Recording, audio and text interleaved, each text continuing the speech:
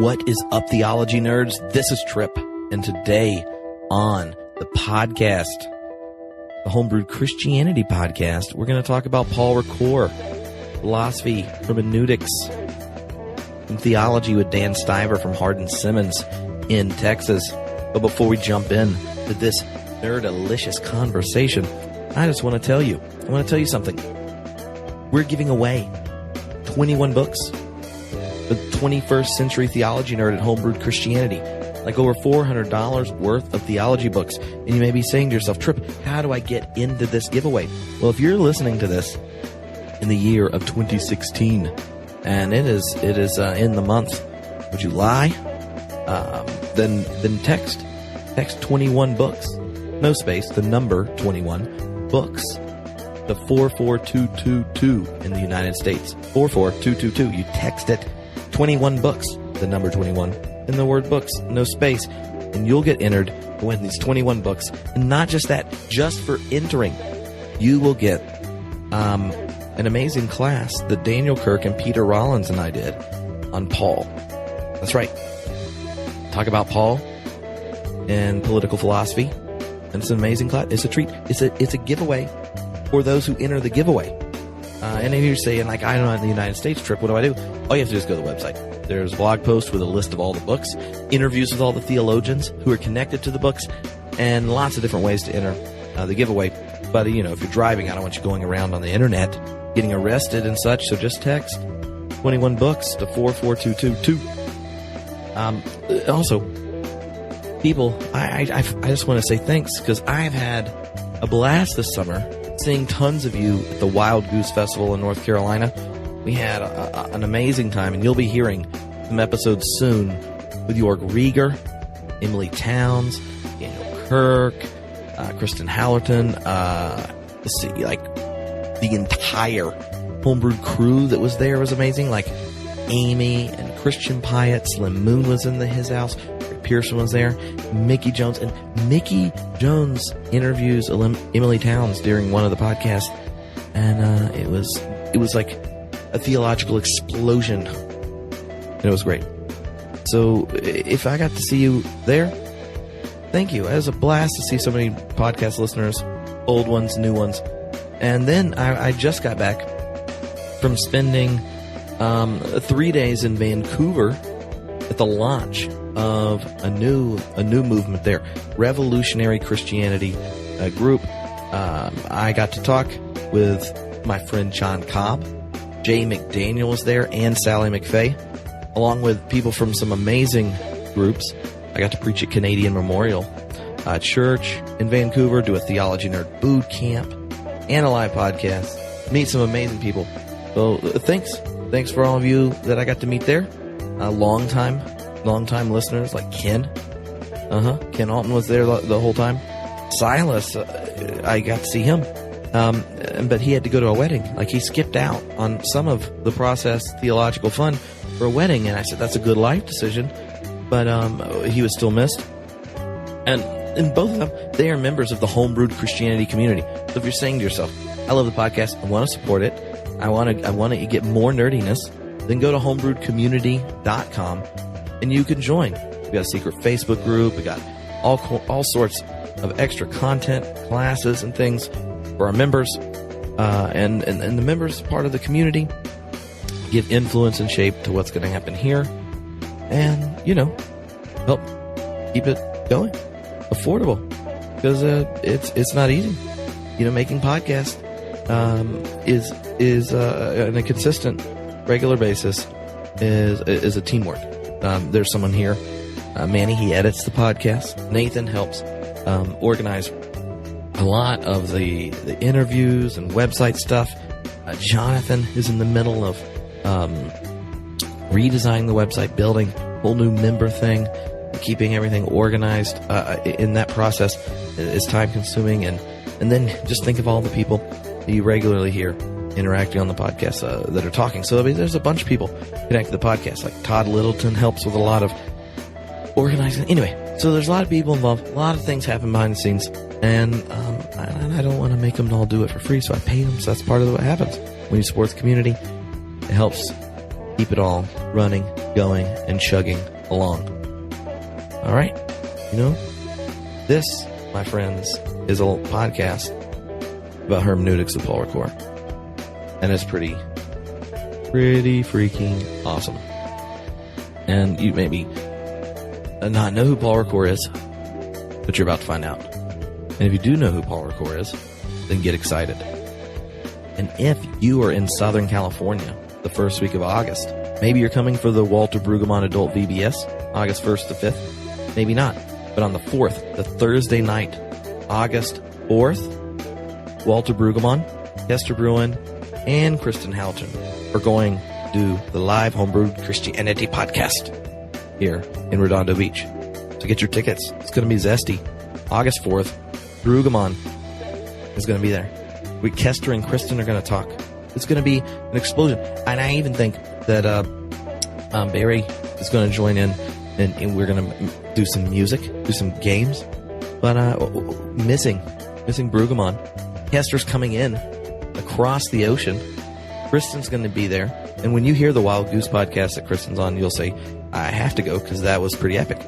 All right? So go to the website, check it out. And when you get done listening to this, make sure you check out Dan's books because they are excelente. Peace. Hello, Homebrewed Christianity listeners. This is Tripp, and today we are going to get hermeneutical. We're going to talk about Paul Ricoeur because on the other end is Dan Stiver all the way out in Texas. And I believe he is the most popular Ricoeur scholar who is a Baptist theologian. We can't confirm that, but there's a high likelihood. All the others that you're thinking of right now can't handle the Stiver heat. So thank you, Dan, for joining the podcast. You're welcome. So I'm really excited about this conversation. We have some mutual friends in Baptist world. The first thing I ever remember reading of yours was an article that was called, it was some play on what does Athens have to do with Jerusalem or something like that. And that's a common trope about the relationship of philosophy and theology. So if you are looking at a lot of our kind of fellow Baptists who are like, oh no, we do biblical theology. How would you describe the relationship you see between philosophy and theology in really the free church tradition? Well, it's a very deep one, but the interesting part about it is that it's pretty unconscious. And I think as most who look at church history or contemporary theology, biblical studies, realize when you get into it very much that we're all very deeply shaped by philosophy. So like the first millennium of the church, largely from Platonic philosophy, and then the switch with Aquinas to Thomistic philosophy. And in the modern period, virtually all theology is post-Kantian philosophy. I remember reading the great classic biography of Karl Barth by Eberhard Busch, and Barth saying after he became disillusioned with his liberal training and pastoring, in a famous moment, he was trying to decide whether to go back to Kant or the Bible. And it was a tough decision. And so he decided to go back to the Bible, and the rest is history. But in looking at his theology, I think that there's still a lot of Kantianism in his philosophy. And then later, post-war theology deeply shaped by Hegel. And what was fascinating to me with the work of George Marsden and others, in church history, the way evangelicalism was so deeply shaped in the 19th century by Scottish common sense realism that led to so much of our approach in terms of seeing the Bible as something to be interpreted literally, to look for the facts. Facts aren't interpreted, so the facts are facts. So it actually resulted in a hermeneutic that was blind to hermeneutics. Mm-hmm. So what is hermeneutics?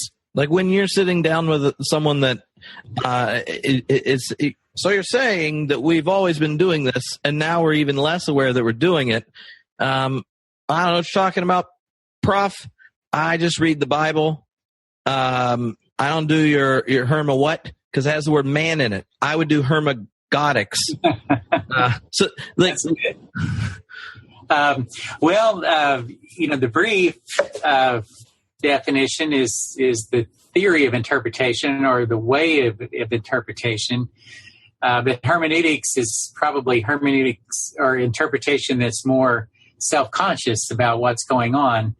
And like I said before, once you get into it a little bit, you begin to realize in different historical epics, we do interpretation differently. And we haven't always done it this way. And in fact, much like, say, dispensational premillennialism, many of us out here and in the Baptist world thought it was the only millennial view, and it's actually very recent. And kind of a new move in the history of the church. And so to realize that conservative hermeneutics is actually fairly recent and something of a new move in the history of the church is startling. And it can be disconcerting, but ultimately, hopefully, helps one step back. And for me, still, with my biblical roots, it contributes to understanding the Bible better, not to go away from the Bible, but actually to be able to, follow the Reformation slogan of the church always reforming, Semper Ecclesia Reformanda, in light of the Bible, to help understand the Bible better by understanding ourselves better and our culture and time better.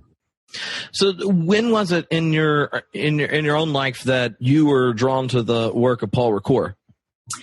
I was exposed to his thought in my doctoral studies at Southern Seminary in philosophy, but it was really after I began teaching it's a longer story, but I ended up teaching in the Department of Christian Philosophy. My doctoral studies were primarily theology with a strong side of philosophy that I'd always been interested in, but I started teaching there, so I began to immerse myself quite a bit more in philosophy. Did a semester at Notre Dame, for example, in philosophy with Alvin Plantinga and others. And it was really, I've been very interested in Langdon Gilkey, David Tracy, the Chicago School. I did a chapter of my dissertation on them and did a semester at the University of Chicago Divinity School and began realizing that Ricoeur is behind everybody. And the more I looked at Ricoeur, I just began finding him very helpful in kind of rethinking a lot of the issues that we now call postmodernism, but that wasn't even a word used in the early 80s. Very much about these significant shifts in theology and philosophy. Mm-hmm. Well, and one of the things I always find helpful about Ricoeur is the way he describes hermeneutics as inseparable from just your way of being in the world. To be a human is to be engaged in hermeneutics, and as opposed to taking that as something to be argued or defended or explained. It's kind of the a priori or the commitment he makes.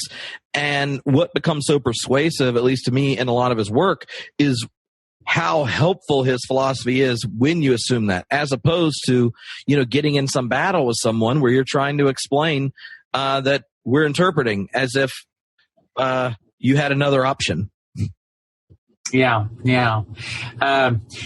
I think Ricoeur, that key shift he makes following in a tradition of Heidegger, Gadamer, Marcel, and others, but the move away from hermeneutics or beyond hermeneutics is just one thing that we do, as significant as it is, to realizing that we're hermeneutical all the way down.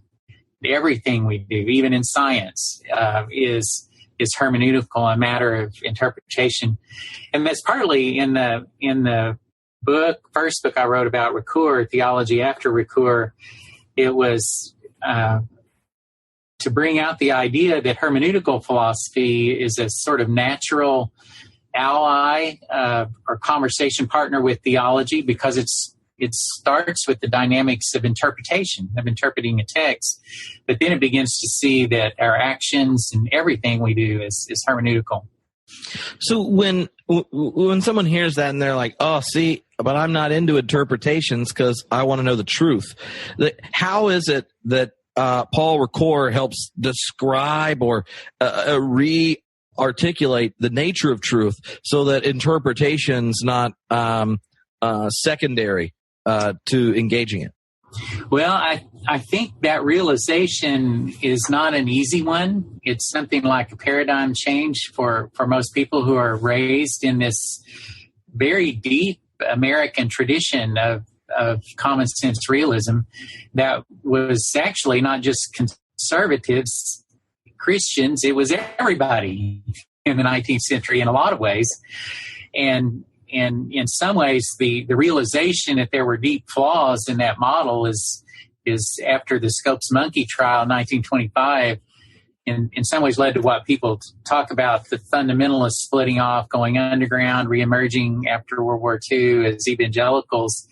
It was like a deep trauma among evangelicals just to begin to realize that when we're reading the Bible, the common sense or literal sense that the reformers talked about, Hans Fries talked about in the Yale School is not the same for everybody, and that we do read it differently. There's of course, one of Ricoeur's main earlier books was called The Conflict of Interpretations, and then a later one had the subtitle as The Surplus of Meaning. Mm-hmm. So both of those address that issue that, one, there is a conflict of interpretations. It's not hard to see in the culture wars as well as in the Christian world. It's just the fact we look at the same thing, it seems, and see it very differently.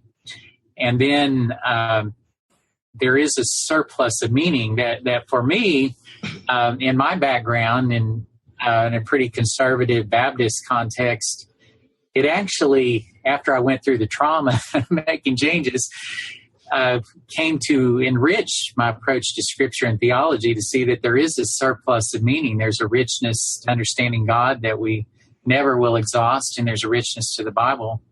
I remember as a kid, even before college, coming to this point where I was trying to understand the Bible, and I began to think, well, at some point I'll get a good concordance, I'll learn a lot, I'll memorize a lot, and then it'll be done. And then it was like, wow, that will be kind of boring. I didn't know what to do with it at that point. Yeah, so one of the things that I think a lot of Christians that could be uncomfortable with it first resist is they sense, even if they don't find words, that recognizing there's hermeneutics all the way down, is that God is not something that ever is objectified, and that theology in a hermeneutical key is anti the objectification of God, which honestly, if you read the Hebrew scriptures, that shouldn't be odd. But nonetheless, even if it's in the Ten Commandments not to do it, we, after the Enlightenment, have a sense that if you can't point at it with efficient causation and you can't explain it objectively, then it's not true. What are some ways to describe, I don't know, like where like Descartes and friends snuck in like a weed inside of our epistemological garden in the church, and then now we are resisting something that could be an ally like Ricoeur in letting the text live and God be something other than the object making of our mind. Yeah, I mean, that's very well put. And part of the transition, and maybe to use a kind of Ricoeurian phrase, there's reorientation by disorientation. And so there often is this first disorientation, and sometimes you could think of the deconstructionist tradition as being very good at that. But there's not always the reorientation. And I think one of the helpful things about him is that he's known for the phrase hermeneutic of suspicion. And he certainly has that side, but he also has a hermeneutics of affirmation on the other side of a post-critical move as well as the critical move. That's pretty important. And a lot of that is then to begin to see that a whole new world, like Barth found the strange new world of the Bible in the 1920s,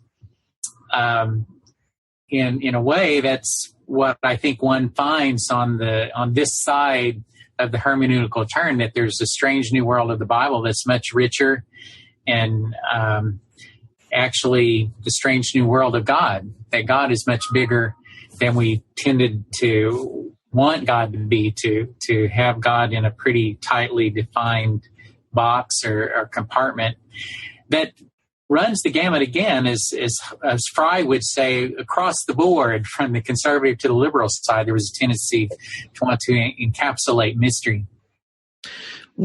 One of the things that in that movement in Ricoeur is really popular. I mean, I've heard it. A bunch of theologians use that type of language, or like, oh, you have this first naivete, the desert of criticism, a second naivete. You see those moves in a number of contemporary philosophical theologians, and like even anatheism or something like that with Richard Kearney. There's a lot going on. One of the elements of Ricoeur that I think is that he pauses on for a while is the actual shifting of the believing subject post the Masters of Suspicion. There's a series of articles. It's in the book that's multicolored when it spells his name, but it's a collection of articles, and he has a series of chapters on the Masters of Suspicion and Freud and then like faith and that may be the conflict of interpretations. Okay. Yeah. It's like I remember the book. A lot of Freud in that one.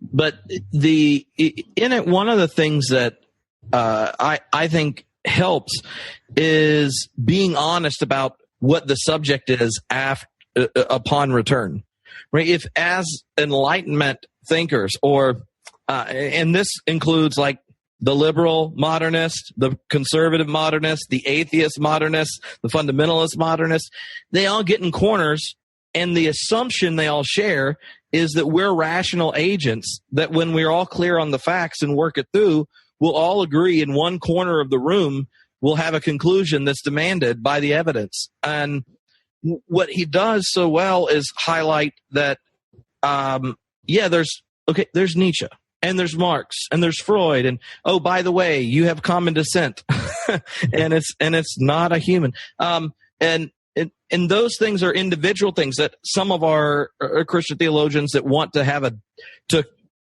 complete theology and address the problems put it in their prolegomena, right? Where they before they do their theology, they tell you the answer to all the Masters of Suspicion, and then they write a theology that could have been written in the 16th century. What Ricoeur emphasizes is that no longer do you have like this battle between the atheist or theist or whatever, but that when you return where you're simultaneously a believer and a skeptic at the same time, or faith in a faithless age is one of the lines he used. And I think that's scary to people, regardless, especially if you're a leader in an institution, and not just our fundamentalist friends who say things when they freak out about it that are funny, but I've hung out with lots of more progressive mainline Protestant ministers and denomination leaders, and that new subject upon return, where the rift that hermeneutics all the way down puts going through us rather than something that's external, is just scary. Yeah, I think that it is to many people. Now, I do notice that the students seem to be less tripped up, if I can say that, by that now. And even if they might self-describe themselves as very critical, and when they think of postmodernism, they think of relativism and everything that's wrong with society, so they may be very negative about it. But once you get into explaining it a little more, they kind of resonate with a lot of the things that you just said. So it's not as big a challenge, but it's what some would call a modernist hangover, perhaps, that most of us have to some extent, that worries us, and you begin to wonder, well, why should it worry you? And perhaps if it doesn't worry you, it means you truly are postmodern. I remember doing a PhD seminar at Southern in the latter days there, and these were doctoral students, and we spent the entire semester getting to first base, so to speak, trying to make the first steps to a kind of paradigm change along this line.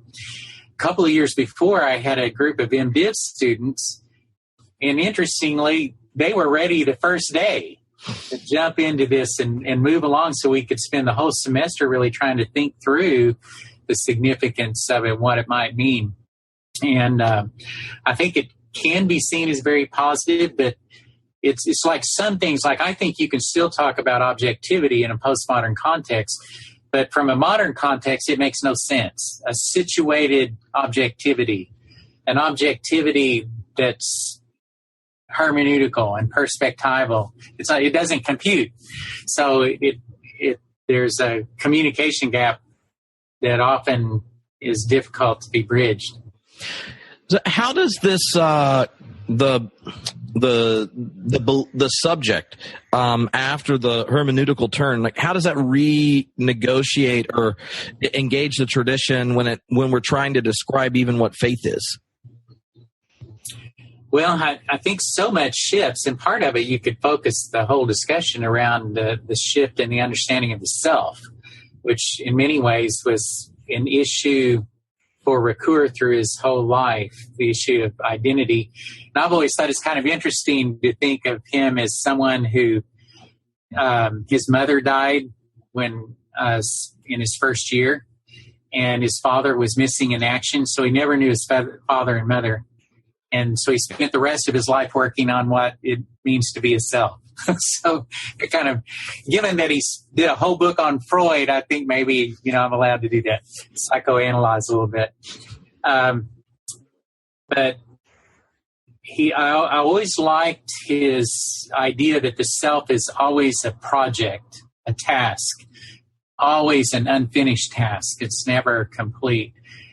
And so it's not like the Cartesian or modern sense of that we start with certainty, we start by knowing ourselves, or we get to know it and then we truly know it, but that we're always a mystery to ourselves just as much as other people are a mystery to us, or God is a mystery to ourselves. So we're always interpreting.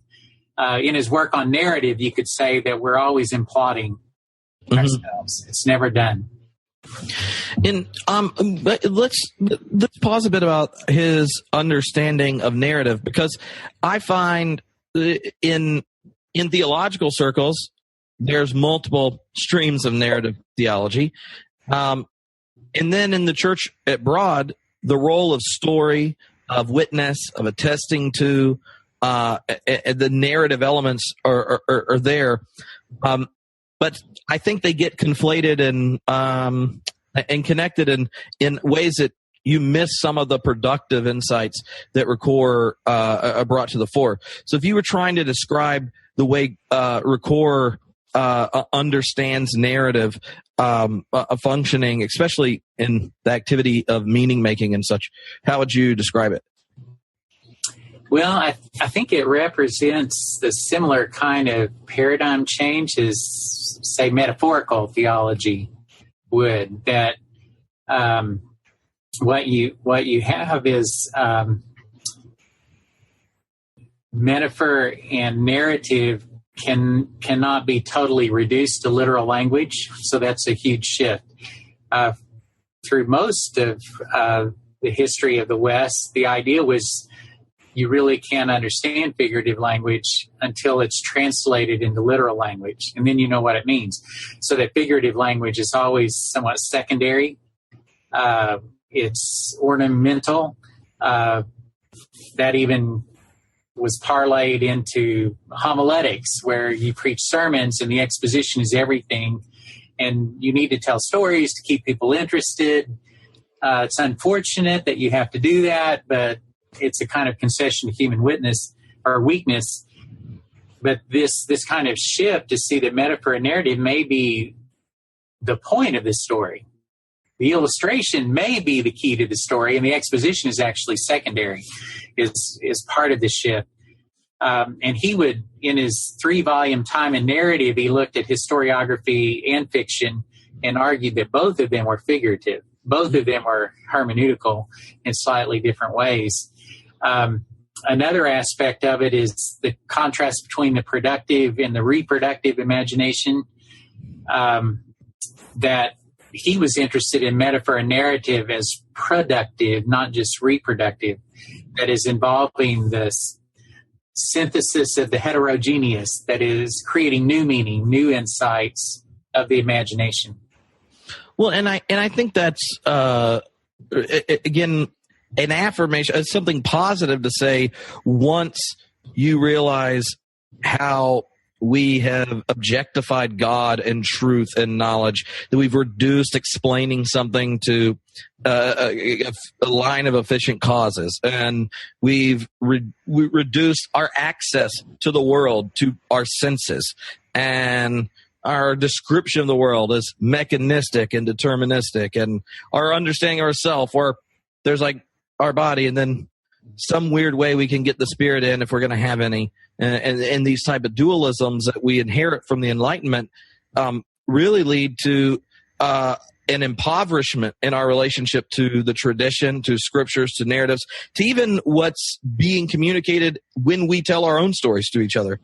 And I remember, I can't remember the name of the book. It's Biblical Thinking Biblically. Thinking Biblically, yeah. Okay.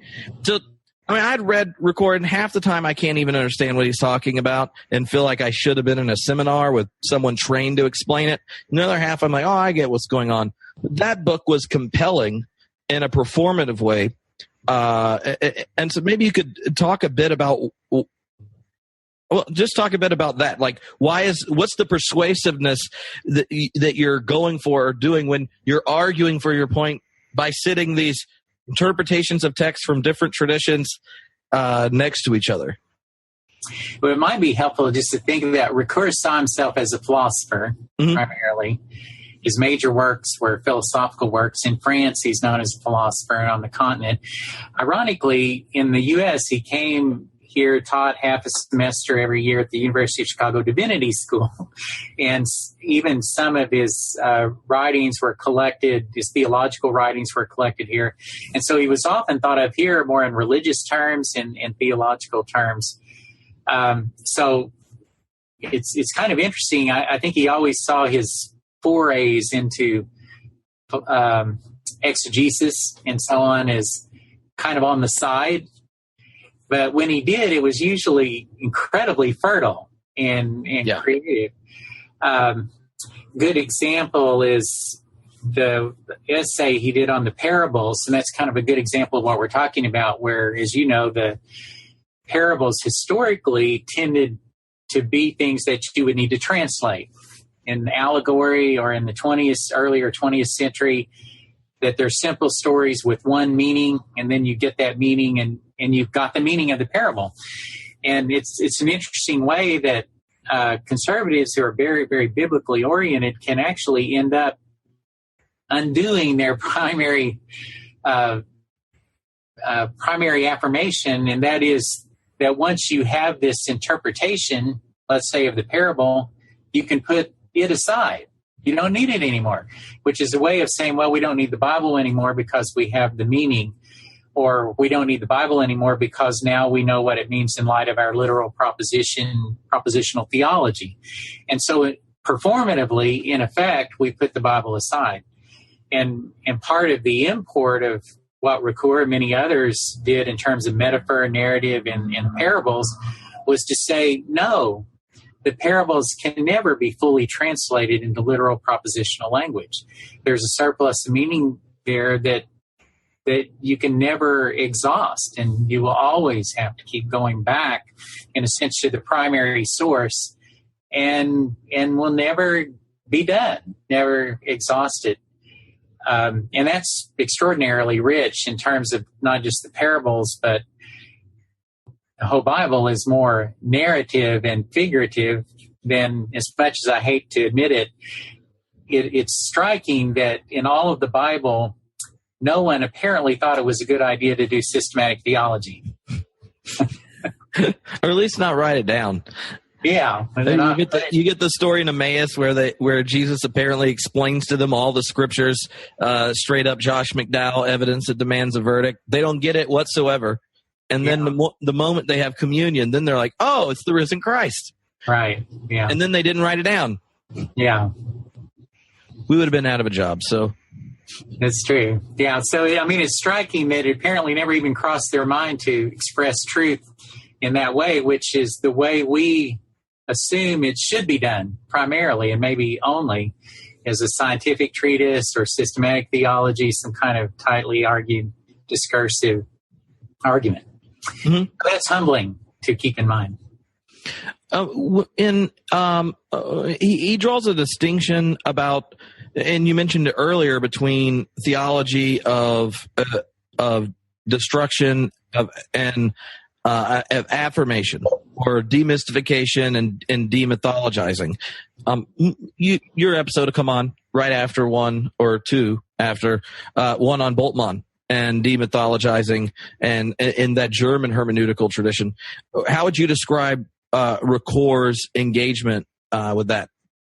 Well, it's helped there because he did a really nice essay on Bultmann, preface to one of Bultmann's works that's collected in, I think, Essays on Biblical Interpretation. That's that book that became so influential in American theology.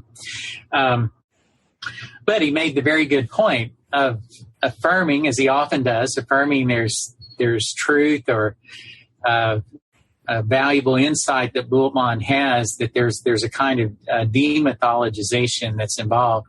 But then it's important to remythologize, which Bultmann didn't clearly make that move. That it's not, that ultimately myth is something we're never done with either, any more than narrative or metaphor. In that article, one of my favorite quotes is, he said that we are today in a situation where it is in reinterpreting that we can believe.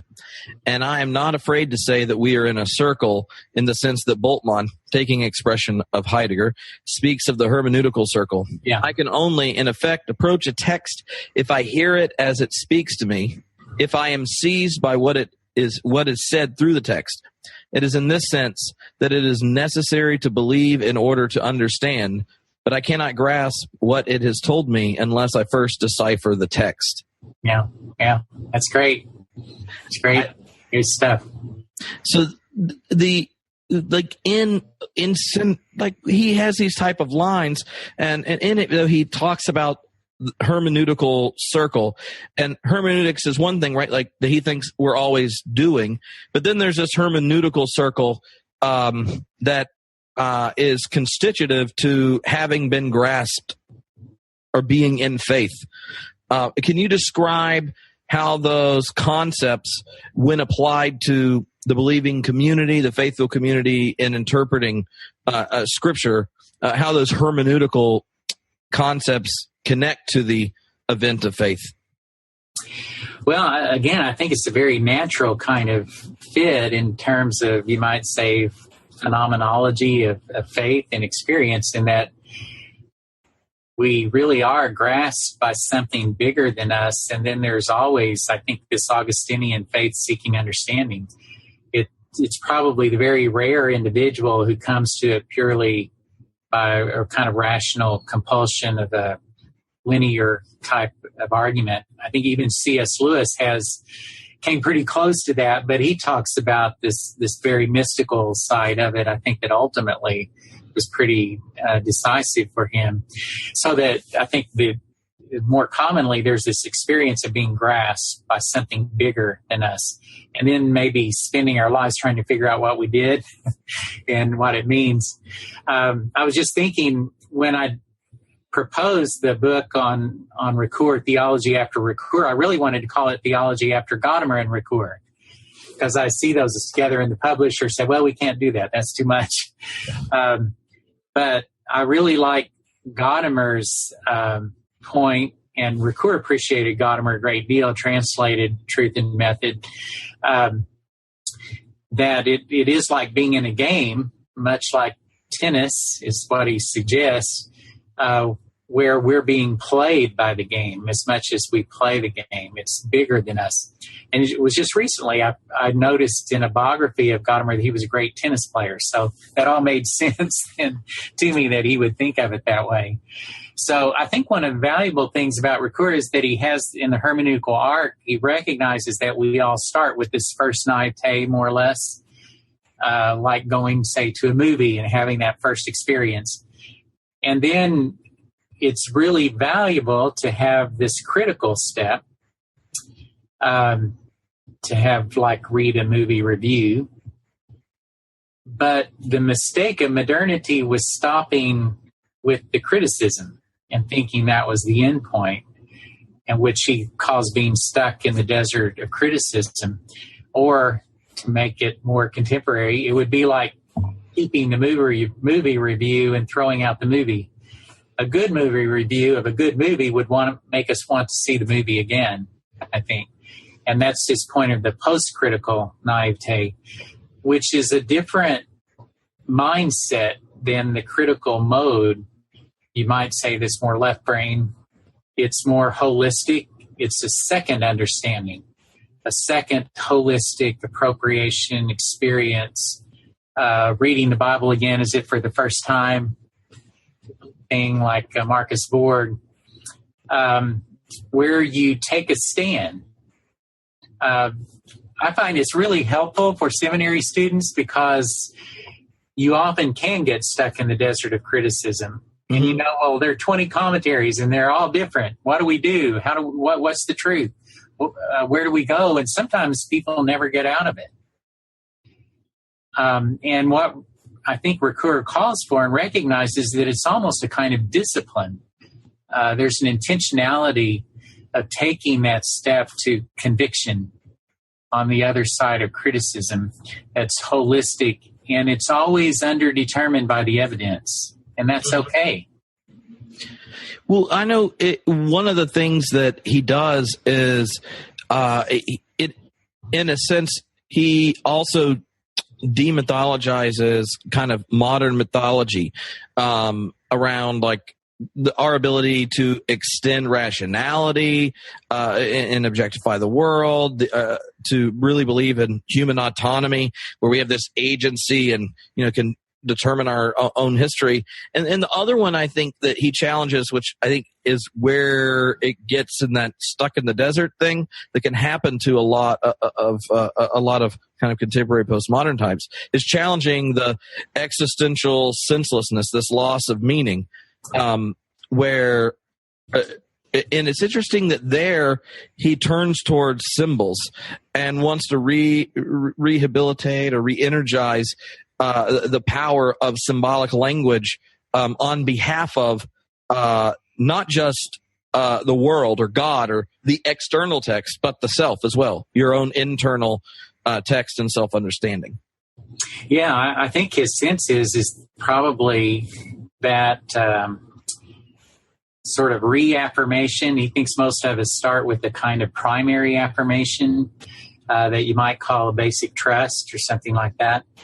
And then that may get challenged and threatened by all kinds of things, depression, maybe, life experience, evil. And it's interesting to think, I often think a lot of Ricoeur spending almost 5 years in a prison camp, you know, and what that does to you and how that shapes you. So all these kinds of things happen, tragedies happen. And so it's challenging to be able to find this kind of reaffirmation of the vitality of life and meaning and hope.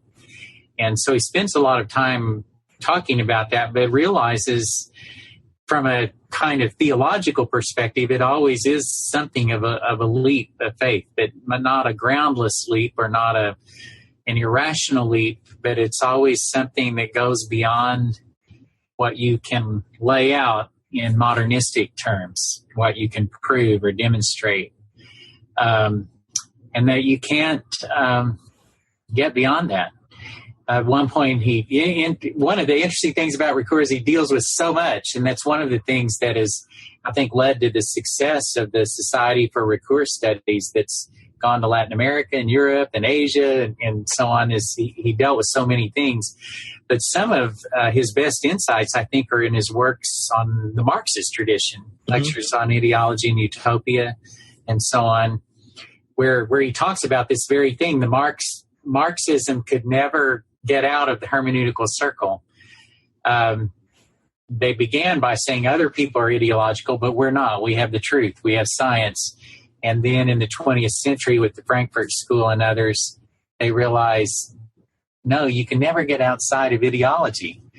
And so at some point that you have to make this move of conviction that can't be guaranteed by science or some kind of external truth. And Ricoeur says in that context that all you can do is make that step and then back it up with your whole life. It's like a testimony. Well, in one sense, by connecting all the different masters of suspicion where they communicate something collectively that all of them would isolate, right? Like Marx isolates false consciousness here, Freud over here, that kind of thing. He said he wants to take them together to highlight that all the world is a contested text and you're one of them. And then the way he ends up dealing with symbol and the critical move of demythologizing and that kind of stuff is, it's like he's going, don't throw the symbol out with the bathwater, liberate the symbol. And that's actually that's the way you protest your dehumanization. That's how you stay human is the symbolic stuff. It's not the thing you're trying to get past or, shuck away like a good Enlightenment thinker or whatnot. Yeah. This kind of post-critical affirmation that comes through the symbol or figurative language, ultimately more than literal language. Like at one point he quotes, I think he's Doc Dennison, is saying any tragedy or any sorrow can be lived through as long as it can be put into a story. So that ultimately the existential meaningfulness of our lives comes through or is mediated through figurative language more than literal propositional language, although there's a place for that. One of the, I think, also suggestive things about Ricoeur is this mediating place between the Cartesian self that is very self-possessed, and you might say the deconstructed self that can get lost in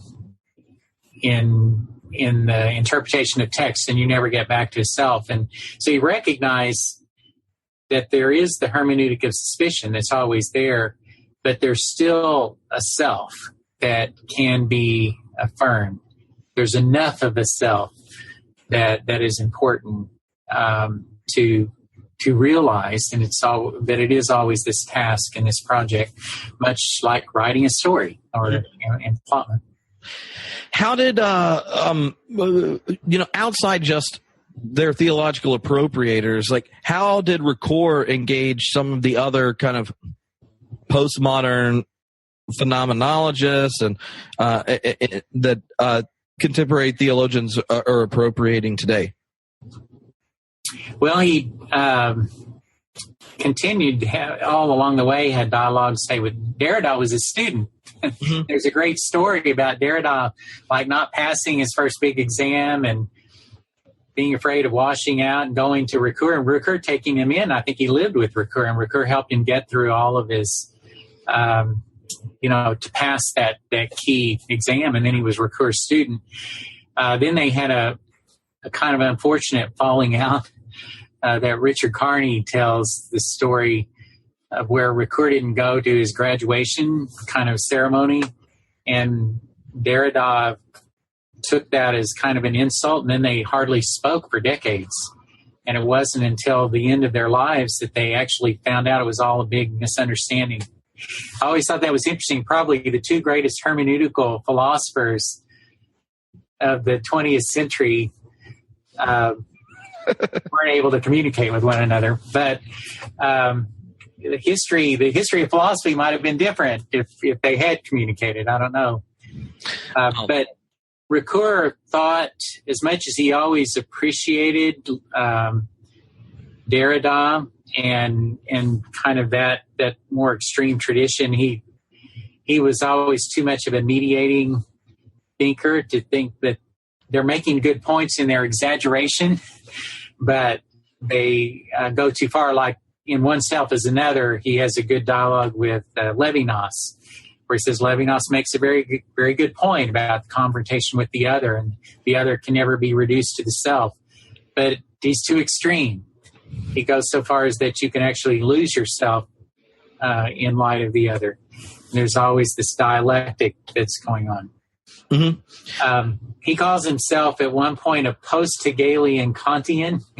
And so there's really both. That's clear. I don't know. Yeah, I'm sure everyone listening knows. That illuminates everything, doesn't it? Yeah, very, very clear.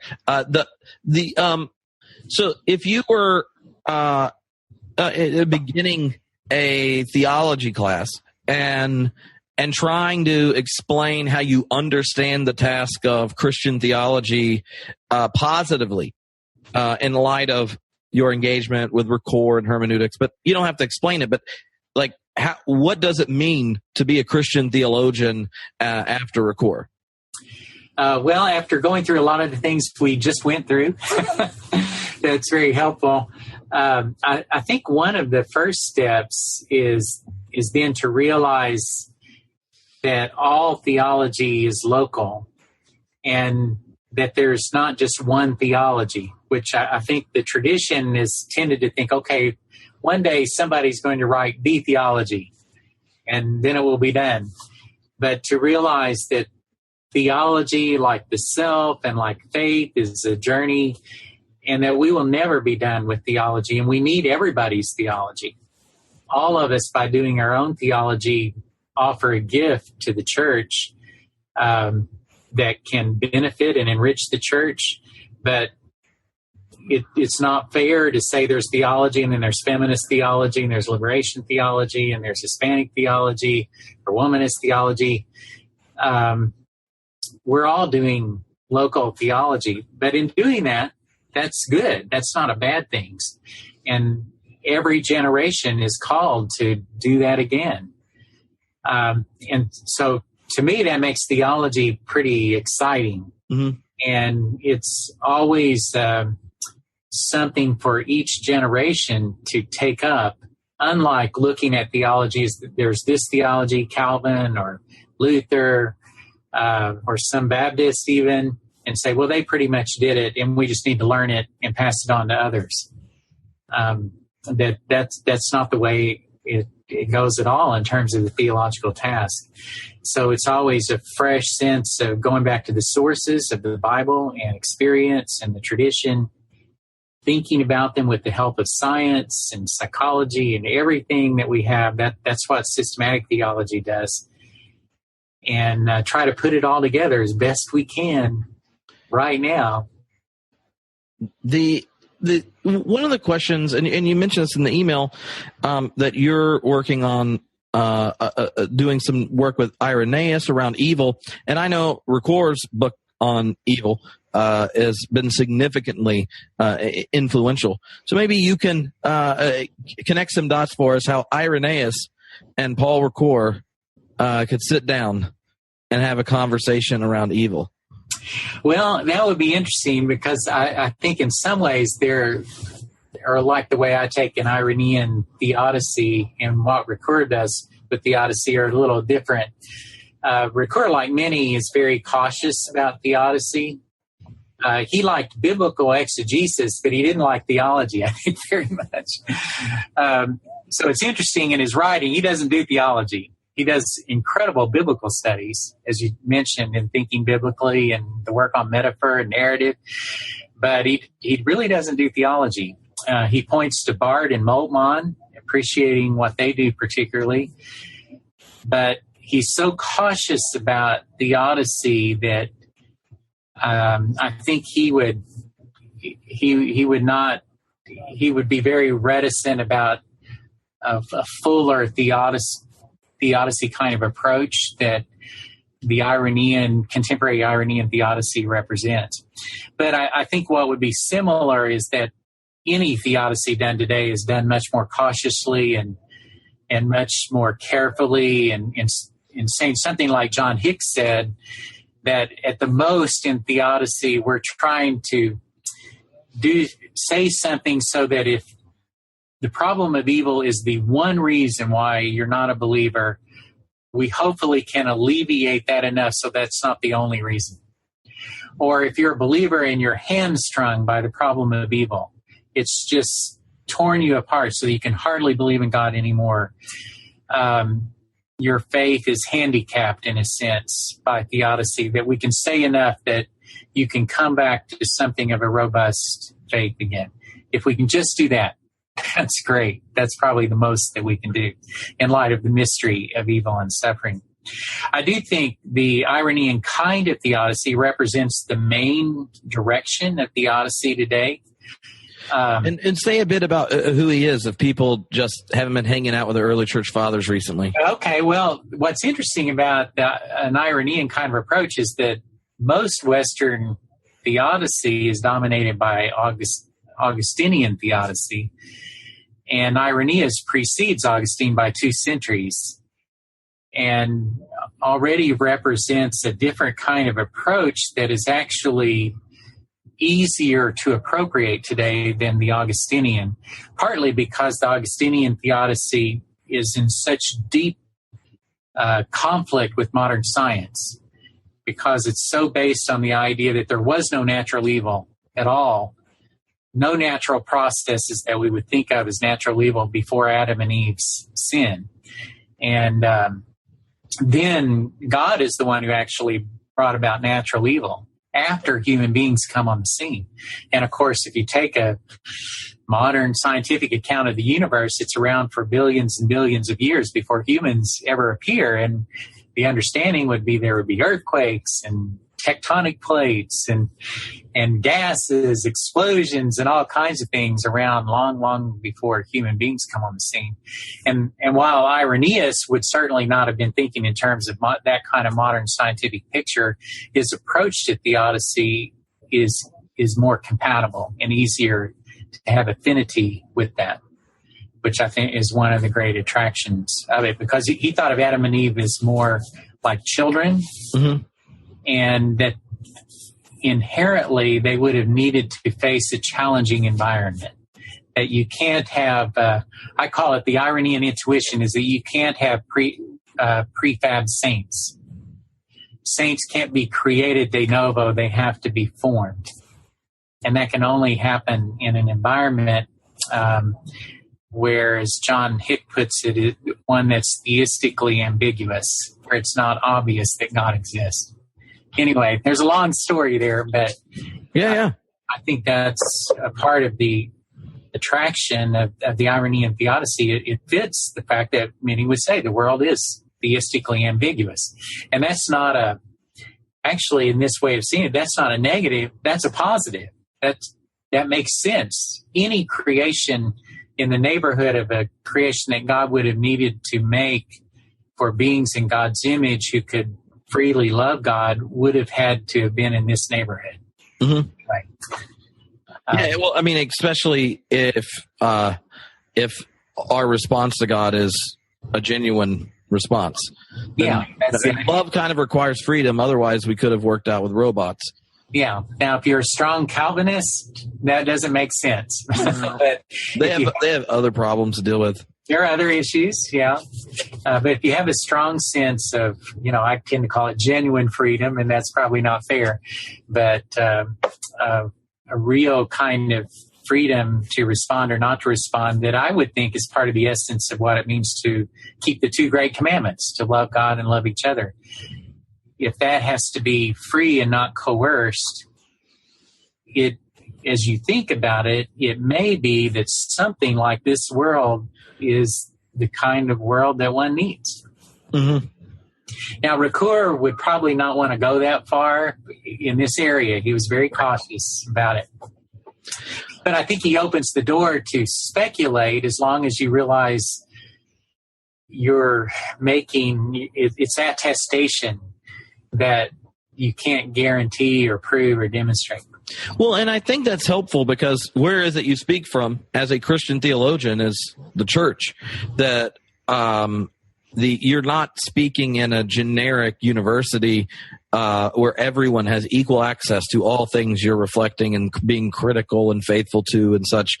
And giving dignity to attestation is something that I think that is Ricouer's bigger challenge to more progressive Christians who regularly deflate any of our narratives, symbols, things that are unique or particular about Christianity, are allergic to most of the doctrines, and they just want to talk about justice, reduce theology to sociology, and I think that inheritance is why. I'd rather just join Greenpeace and watch football. Mm-hmm. So that challenge to more progressive Christians that you can get from Ricoeur is important. And I know that you had said part of it in your contemporary, the work you're doing now is connected to embodiment and discipleship. Can you describe or connect those dots? Well, a little bit. One of the dots is I've always been fascinated by Ricoeur's early work, Freedom in Nature, that he saw as a sequel to Merleau-Ponty's Phenomenology of Perception. That's one of the key texts for anybody working on embodiment. And Ricoeur actually followed that up. And it's often kind of forgotten with his hermeneutical turn, his emphasis on metaphor, narrative, and so on. You may be familiar with Richard Kearney's recent edited work called Carnal Hermeneutics, which his project is to reconnect the early and later Ricoeur in that. But to see that hermeneutics is inherently embodied. And I've had an interest for a very long time just in thinking about another aspect of our tradition that where we are haunted by the ghost of Plato,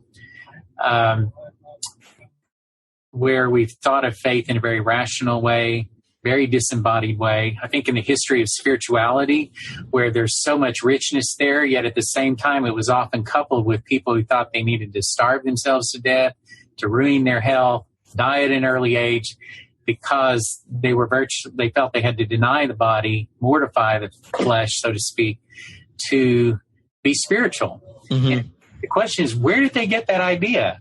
It's not really in the Hebrew scriptures, and I think arguably it's not really in the New Testament, but it's very deep in our tradition. And with the help of modern biology and science and so on, it's pretty fascinating to see that thinking is not possible without the brain and the body and the emotions. For a long time, it was thought the emotions are the enemy of good thinking, but now it's realized you can't think well without the emotions. And so it really changes everything. Just kind of quickly, I remember down the street is Abilene Christian University. So a Church of Christ colleague down there was talking about the Church of Christ tradition, which he said is so rational and so intellectual, which is very much like Baptist, which is kind of counterintuitive to a lot of people who think that Baptist and Church of Christ are anti-intellectual. But in this deep way, as he talked about, for example, say sin, we think about sin as, okay, I know what's wrong. I'm going to do it anyway. And I just very deliberately, consciously, intentionally sin. And then when I realize it's wrong, I consciously decide not to do it anymore. And so everything's good. And he said, that's not the way it works at all.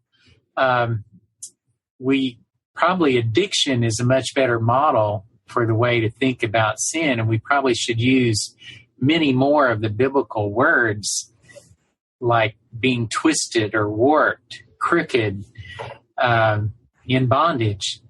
So that usually when we do wrong, we think it's good. Mm-hmm.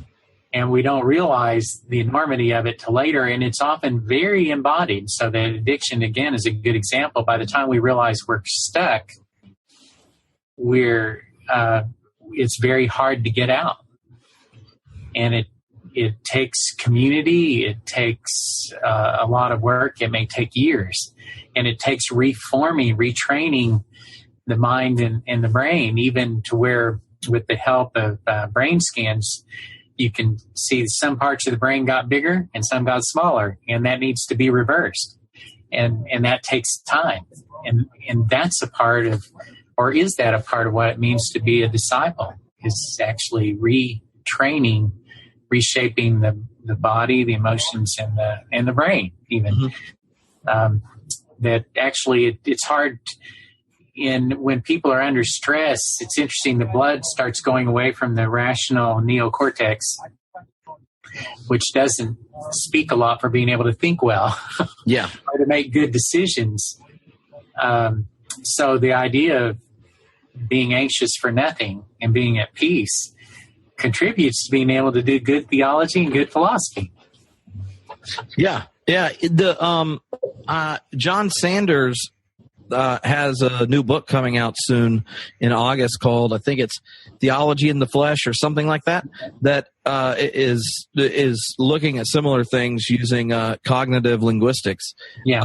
And how even the framing, the linguistic framing of so much of our battles we've had religiously, or the things we've neglected and ignored in our congregation as we paid attention to other stuff, can begin to be addressed by attending to language and exactly how the connection between the language and our bodies. And often we're unreflective and we deal with it all in our head, except there's a mutual relationship between the two. And I feel like there's a number of different ways theologians are beginning to make the connection that theology isn't just about kind of like orthodoxy or even orthopraxy, but there's Amish Young calls it, or what's the heart, but orthopathy, maybe. Now I can't even remember, but maybe it is. But in there, he's pointing out these are these external things.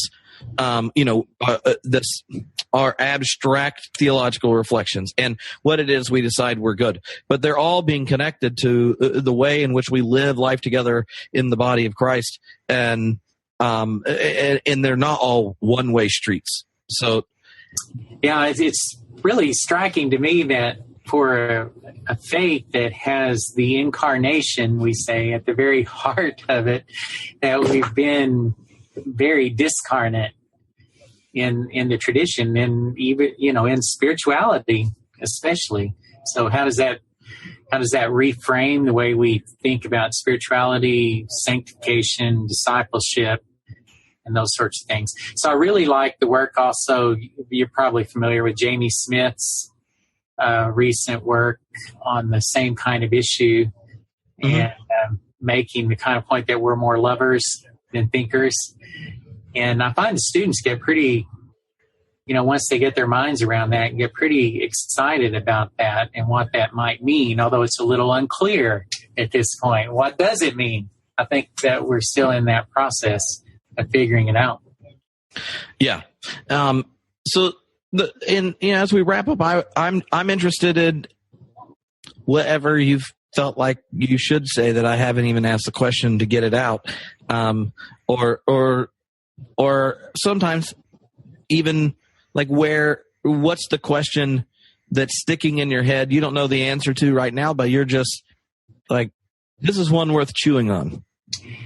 Okay, maybe quickly a couple of things. And the first thing on that is I often think, as others have too, like Phyllis Tickle, that we, in light of whatever you call it, postmodern paradigm change that's affected so many things, some of the things we've talked about here, that we're like the 16th century, the Reformation, Luther and Calvin trying to figure out what in the world have we done, and realizing that it took several centuries to work that out, or the first century, and realizing that it took at least 4 centuries to get even the basics of Trinitarian thought and Christology.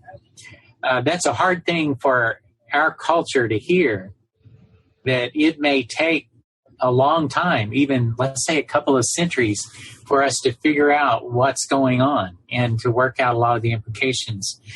The exciting part of that is that we are in that place, I think, and we're trying to work out, to think through some old things in a very different way. The other part of that is the inspiration behind the intro to systematic theology that I did was the sense that in virtually every area of theology, things have shifted.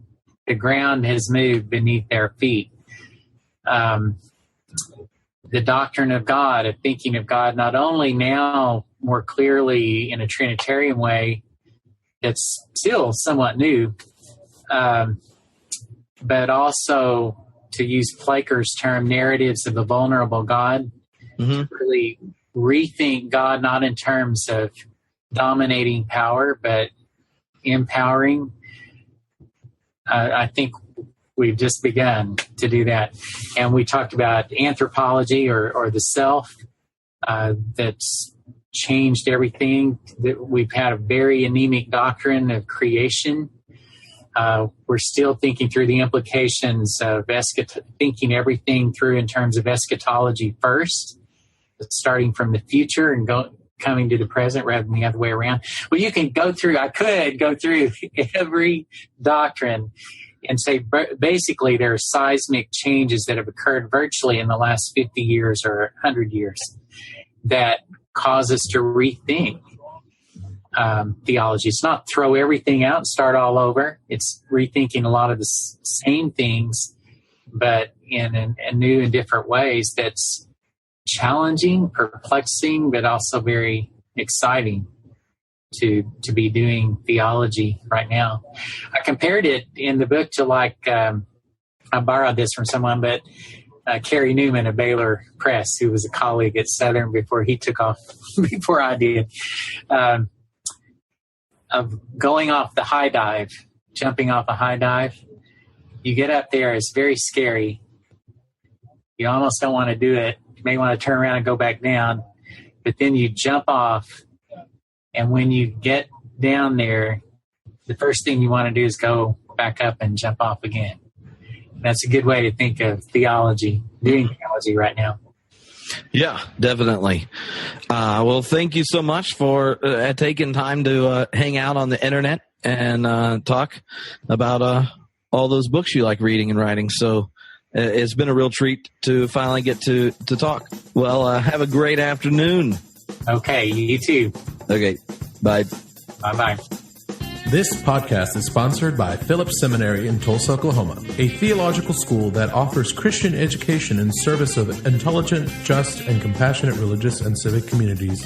They welcome students to a safe space for truth-seeking conversation about the Bible, Jesus, and faithful living. They have on-campus and distance learning options.